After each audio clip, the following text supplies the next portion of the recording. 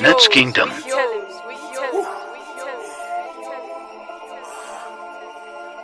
Fuck that house, man. I'm back.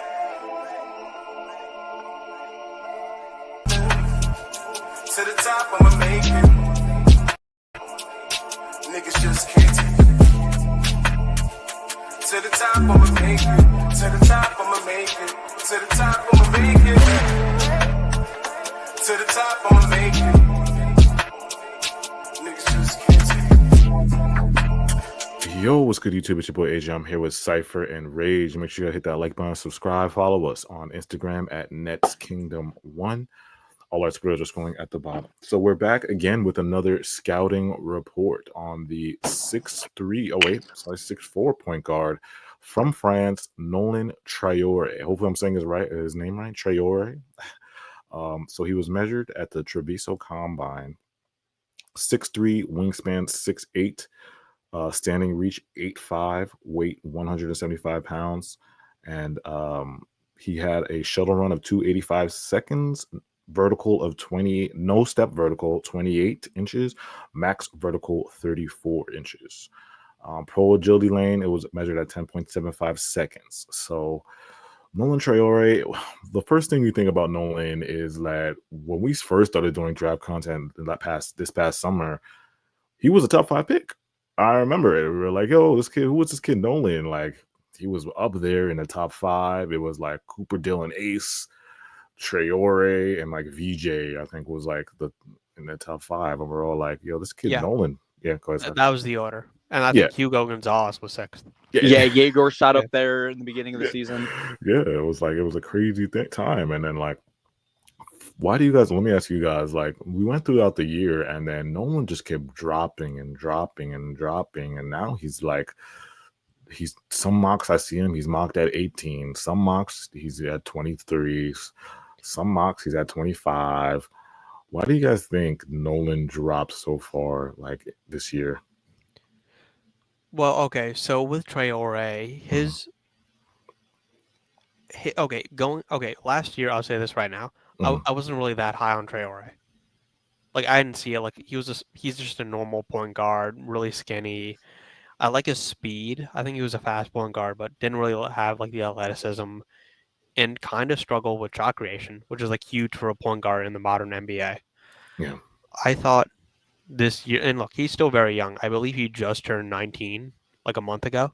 Yeah. So yeah, upside is still there. The problem is this season at the team he played on, I believe it's St. Quentin. St. Quentin, yeah. Yeah, okay. So he shot in 44 games, 41% from the field, 31% from 3, 71% from the free throw line. Averaged 12.3 points, 4.7 assists, only 2.5 turnovers. So the passing vision is there. Like, he could kick out to shooters, he could run pick and rolls. Like, he's got like good court vision, which is good for a point guard. Like 6'3", he needs that skill. Yeah. The problem is like he is just not a good scorer. Like he struggles to like really finish at the rim because of his size and athleticism. He's got like a bit of a mid-range game, but not really. The 3-point shooting just isn't there. It's not there. Yeah, he struggles to really draw contact. Like, he's okay at it, but even when he does, 71% from the free throw line. And look, those are just not great numbers. And like his floor is like really low. Like, he could be like Killian Hayes, like comparing him to another French guard, and he doesn't have like the size of Killian Hayes. So like he could be very well out of the league in like 4 or 5 years if these skills do not come around. If the shooting does not come around.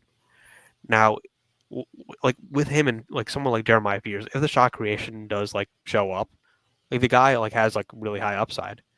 So I understand why he was projected to go really high earlier in the year, but like I completely get why he fell. Like the efficiency just isn't there. Go ahead, Reg. You have something? Yeah, I guess I just have to agree with Cypher here. Like, ultimately, Traore is a pretty interesting prospect, like very above average playmaker, and then as well, like pretty good downhill scoring. It's just like, like the scoring is just the biggest question mark. And even going into his defense, like he's a really he's pretty high tempo, like he's good energy guy. So honestly, a pretty plus defender, just off of like watching, but. Ultimately, it's just the scoring efficiency. Like, you have to, like, it's a big part in this game. And the sad part is like Seif said, Killian Hayes is like a real close player comparison if that shooting isn't there. And that's out of the league pretty quick. Playmaking is good. Being able to get to the rim is good, but ultimately if they're able to leave you wide open and you're 6'4", 6'5" point guard, you're not going to have much value around in this league. Do you guys think he's like he's ready to start from day one, or he's like, well, what is he? He's 18, right? He just turned 19. He just turned 19. He just turned 19. So I think that people are drafting him for his upside and because he's young. He's really, really young. But do you guys think he's a plug and play? He's not a plug and play. He can't be a lead guard right away, or do you think it's going to take time for him? He's got to come off the bench. He's going to need a vet. He's going to need development before he steps up. So I think if the Nets draft him, like he is going to be a lead guard from day one because like they have to. Yeah. Unless depending on who they pick with pick 8, because if we draft Traore, it's going to be with like the 19th pick, which I think it would be a mistake to get him at 19. Mm-hmm. Because I don't know. I think I'd rather like go for someone like Igor Denim at that point because he has the same problems as Traore, but he is 6'8" and Traore is 6'3". Yeah. And with Nolan, like the thing I love about Nolan is the playmaking and like the explosive step. The first step is it's so useful, and we need that as a lead guard. You need to have to get downhill and create an advantage to score and get downhill. And then the passing is just great. He makes great reads and he can pass in transition. But yeah, if those other aspects of his game doesn't connect, it's just really, really, really hard for me to see him last in the league. But I think teams are basically going to draft for his upside. Again, he just turned 19 recently, and then he's playing against grown guys in the Euro circuit. So I want to get back to the defense too, that what Rage was talking about, because here on the scouting report it says he does have active, quick on-ball defender with good instincts. Still refining his off-ball techniques, but high motor, toughness, finishing through traffic, elite speed, excels in transition. He has the defensive hustle, but sometimes his discipline wavers. Strong driving ability with body control. So I guess we could say for his areas of growth for becoming, reaching, just being a safe NBA player, he needs a consistent three-point mechanics, better on-ball defense and hand activity. Although he does get some steals in the passing lanes, he just tends to not be disciplined at times. And then under pressure, this is where it's another key. Like Cypher was saying, he had the same kind of issue with Igor or other guards that we're afraid of, that because this NBA, there's some full court defenders like Cason Wallace and Caruso and all these guys, and you're going to be under pressure in the backcourt. And you're going to need to have that ball on a string. You're going to have counters, crossovers between the legs. You can't just be in the, those point guards just back down. It can't be no back down shield point guard. You got to have that ball on a string.